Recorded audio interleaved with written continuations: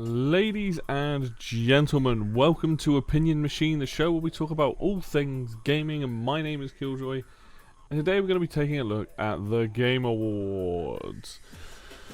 The really means nothing show for a lot of people, honestly. I have a lot of thoughts and things to say on this, but I'm going to cast my votes now so you guys can see what I'm going to vote for. Some of these categories I just do not care about, so I'm just going to pick something at random. But yeah, we're going to start with Game of the Year and work our way through. I know probably better to end with that, but sod it. Yeah, I'm not going to spend too much time on every category, so let's just get to it. So we got Game of the Year, and as you probably all know by now, we have Plague Tale Requiem, Elden Ring, God of War Ragnarok, Horizon Forbidden West, Stray, and Xenoblade Chronicles 3. I've only played one of the games on this list, which is the one I'm going to vote for, but I think God of War and Elden Ring are going to be the games that are going to win the most awards this year. Honestly, I would love if Game of the Year went to Stray, because that would just be funny. But for me personally, Xenoblade Chronicles 3, it might not be. It's a toss-up between that and Kirby for me, because I really liked Kirby as well. But we're going to go with Xenoblade Chronicles 3. That's the game that I actually played, so I can vote on a game that I played. Elden Ring's likely going to take it, but God of War Ragnarok might, depending on how that's perceived by the public. Anyway, let's go to the next category. Best Game Direction. So what is this? Awarded for outstanding creative vision and innovation in game direction and design. I mean, this is a sequel. This is a sequel. This isn't a sequel, but it's based on existing FromSoft stuff. This game I know nothing about. Apparently, I think this is a oh my god, FMV game. I think it's all like live action stuff. I heard good things about it, but like for outstanding creative vision and innovation in game design. I mean, do any of these games innovate? I don't know, like if I'm honest. So I'm going to give it to Stray, because it's a game about a cat and it was like quite well liked. We're going to give it to that. So, there we go. Stray gets my best game direction. Best narrative for outstanding storytelling and narrative development in a game. Why isn't Xenoblade in this list? Xenoblade was a really good story. I mean, I don't think you could give Elden Ring best narrative simply based on the fact that the whole thing of those games is about finding the narrative in what's going on with the world, less so from being told. God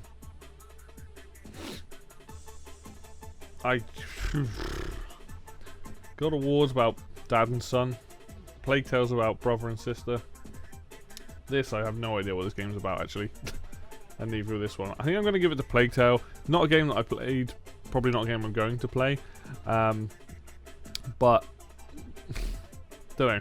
People are saying this is a bit of a sleeper hit, so, and it's a double A rather than triple A. I hate that term, double A, but we'll give it to that. We'll give it to Plague Tale. Right.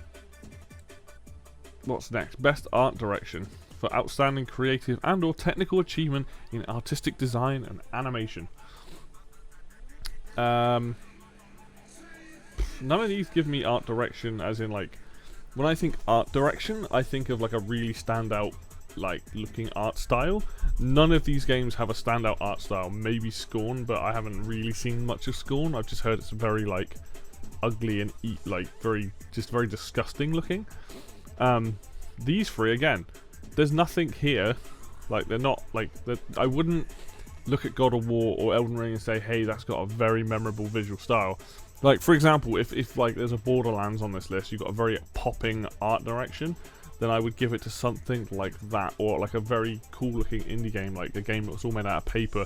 You know, just things like that. That's what I think of when I think art direction. None of these are screaming art direction to me.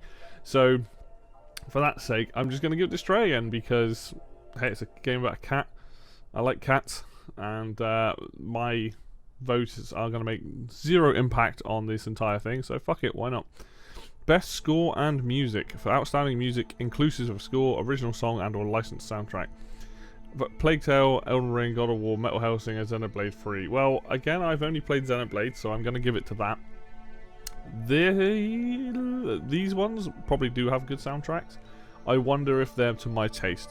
Metal Hellsinger I've heard one song from, and it sounded pretty nutso, so that might be quite good as well. But I'm going to give it to Xenoblade Chronicles 3. I really like that soundtrack. It's not my favourite of the three, of the trilogy of Xenoblade games, but there is some good music in there, and I kind of hope that this wins.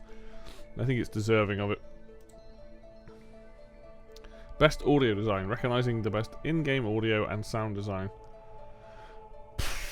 We got Modern Warfare 2 on here, and we've also got Gran Turismo 7. That's a tough one, because again, I've not played any of these games. I imagine Gran Turismo and probably Call of Duty spent a lot of time them working on the gun sounds, and these guys here working on the car sounds. And I think, knowing what the previous Gran Turismo games are like, I'm probably going to give it to Gran Turismo, because I know that some of the crazy stuff they get up to record those car sounds. I don't think it's going to win, but we're going to give it to Gran Turismo because, you know, car games, they always sometimes go above and beyond with some of the crazy things they do in those games.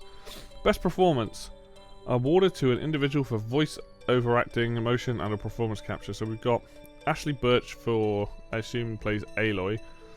We've got Charlotte Burney, who probably plays the main character. We've got Christopher Judge from God of War Ragnarok. God, he's looking a bit old there, isn't he?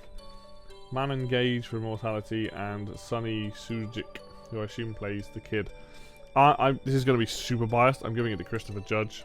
I really liked him in Stargate, and he's got such a powering voice. So yeah, give the man the award. Games for Impact, for a thought-provoking game with a pro-social meaning or message. Memory Blur, a Memoir Blue, As Dusk Falls, Citizen Sleeper, Endling Extinction is Forever, Hindsight, I Was a Teenager, Exocolonists. I don't know any of these games. I've heard of Dusk Falls, and I've seen some cool gameplay on that, and I've heard of Citizen Sleeper. These other 4 games, I have no idea. So it's basically a coin toss for me. Do you know what? I'm just gonna give it to the one game I know what it is. I'm gonna give it to Dusk Falls.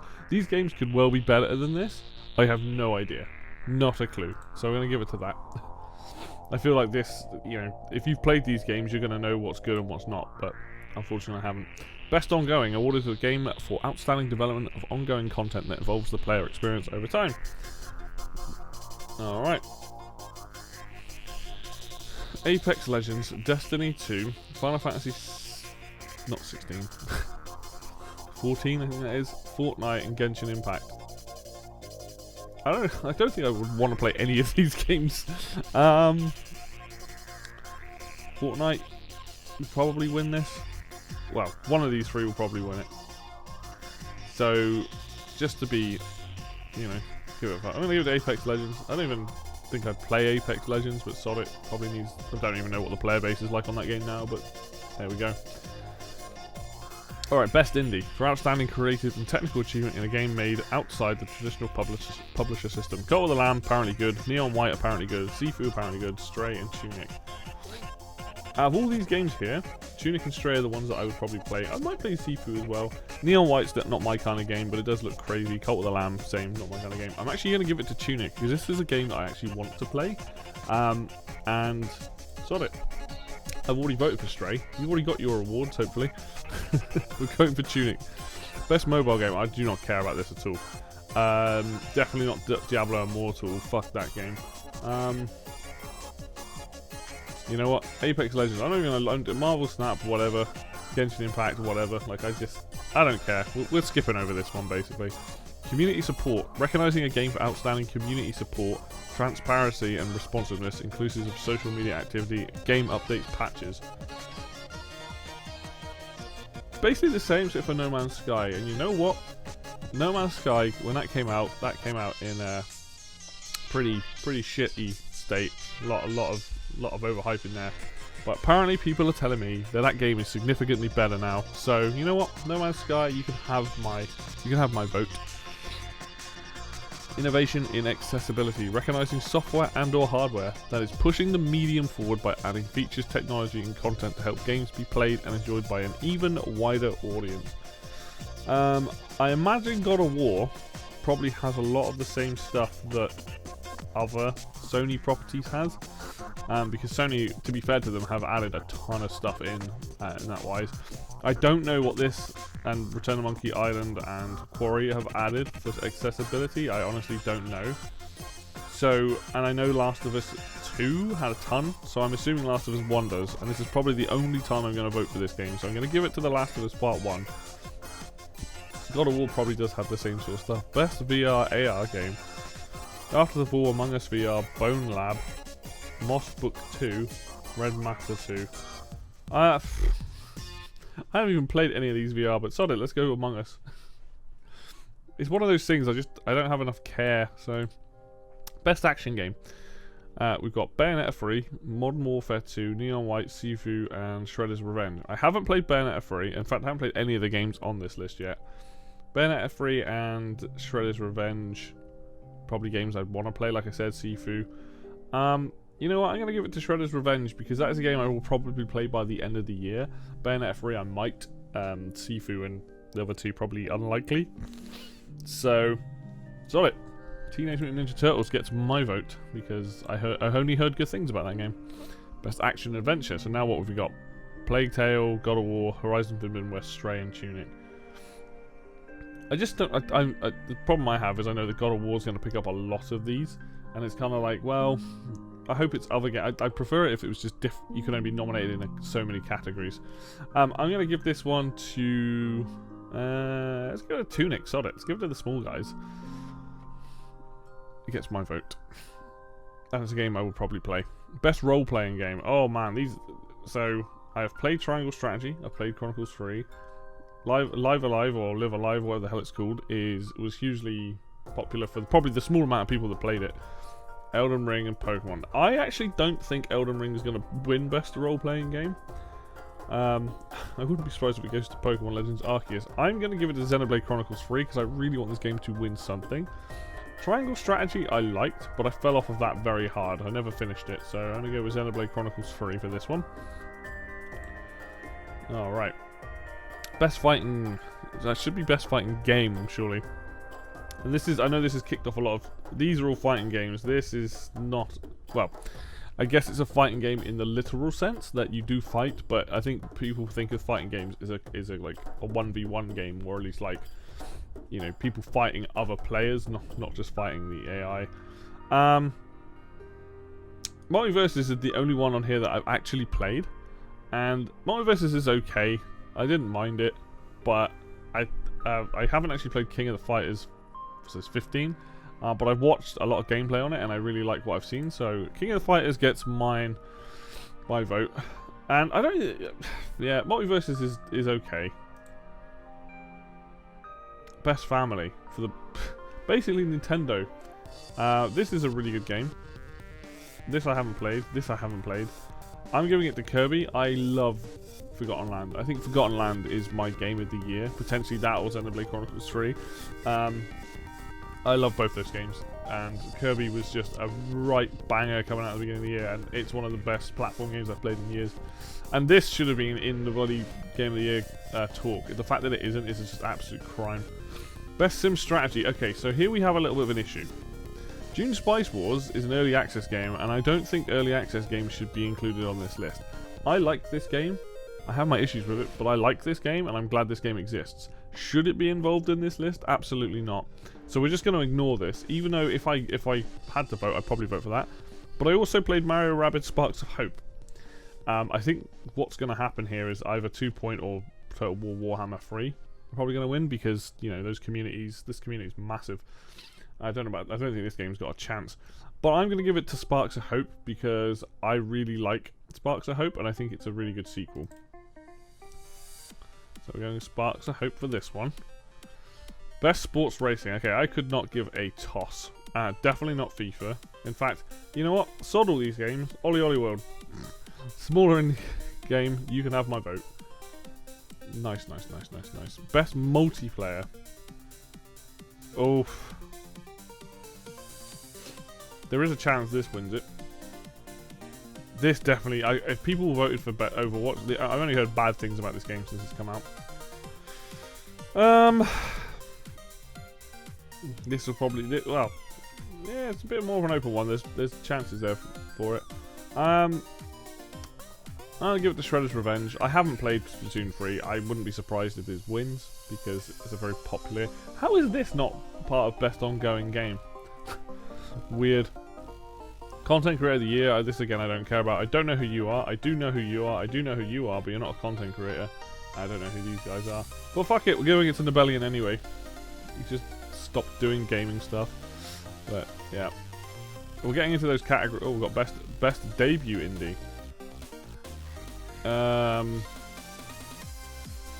Oh, which one? There's these games I haven't played, so we're gonna give it to Tunic because I feel like that's a game that should have best adaptation. So this is what recognizing outstanding creative work that faithfully and authentically adapts a video game to another entertainment medium. Why is this a category?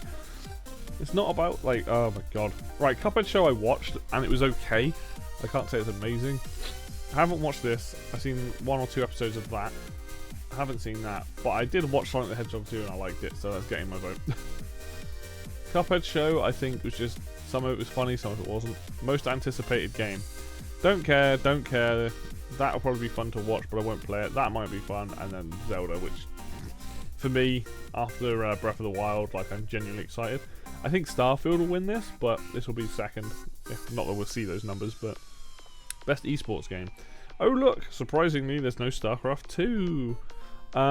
Never played this, never played this, never played this, never played this. So Rocket League it is, the only one I've played. Some of these categories I just don't care about. Best esports athlete, again, no StarCraft 2. Forever, again, I have no idea who any of these people are. What do you play? Valorant, you play CSGO, League of Legends. You're wearing a Monster shirt. You got Monster's logo on it. You can have it. I don't know who you are, but you can have it. And that's team. Dark Zero Esports, so they're Apex Legend. CSGO. Loud. Alright. You got the going with that name. Solid. Right. I don't know what the last one. Best esports coach. What? Why? Why is there no StarCraft in this? I don't know who you are, but you've got quite a cool pose going on there. We'll vote for you. This is the problem. Best esports event. Again, none of the StarCraft stuff. The only one I usually watch is Evo, so that's getting voted. And there we go. That is all voted in all categories. Ooh, I found a badge. Look at that. Lovely. I really don't care too much about the Game Awards in the sense that I find that a lot of it is just, there's a lot of stuff that it doesn't feel like some games really get fair representation, and I think they also need to start realizing that if you've got a game that's nominated for 5 to 6 things and it's probably going to win like Game of the Year, like I don't think they should be necessarily be included in that many categories. That sounds a bit harsh, but I definitely think some games, like if it's going to win 3 or 4 awards, try to limit what you're putting in so that other things have a chance of winning, because you want to recognize as many games as possible. I think people are a bit upset that Sonic Frontiers didn't get a nomination for Best Music. And I mean, I'm upset that Kirby. When I say upset, I'm disappointed that Kirby's not in more categories. Kirby's not even in Best Action Adventure. Like Kirby, the only time it shows up is in Best Family Game. And Kirby was a solid game, you know. But there you go. That's my vote for the Game Awards of 2022.